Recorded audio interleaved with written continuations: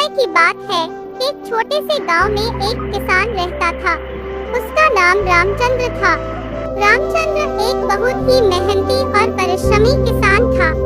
वह गांव के खेतों में दिन रात मेहनत करता और अपने परिवार को आवश्यकताओं के लिए पूरी तरह से संतुष्ट करता था। एक दिन गांव में अकाल पड़ गया। बारिश नहीं हो रही थी और जमीन सूख गई थी। सभी किसानों को अपनी फसल के लिए चिंता होने लगी, लेकिन रामचंद्र डरने वाले नहीं थे।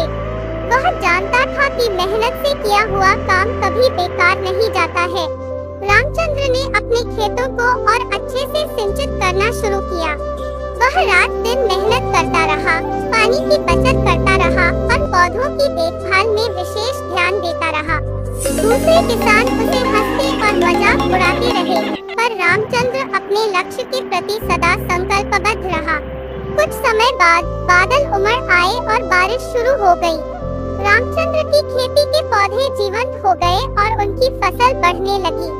वह खुशी से झूम उठा, क्योंकि उसका मेहनत और धैर्य उसे उनके सपनों की प्राप्ति तक पहुंचा रहे थे। फसल काटने के बाद रामचंद्र ने अपनी परिवार के साथ आराम से खुशहाल जीने का आनंद लिया। उसकी मेहनत और परिश्रम ने उसे गर्व महसूस करवाया। वह गांव के बाकी किसानों के लिए एक प्रेरणा स्रोत बन गया। आखिरकार गांव की जनता ने उनकी मेहनत और समर्पण को मान्यता दी और उन्हें सम्मानित किया। रामचंद्र की कहानी और संघर्ष गांव के अन्य किसानों को भी प्रेरित करते रहे।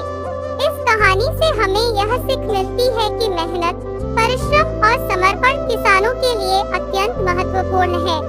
यदि हम मेहनत करें और परिश्रम करें, तो हम सफलता के मार्ग पर चलने में सफल हो सकते हैं, चाहे कितना भी कठिनाइयां आएं।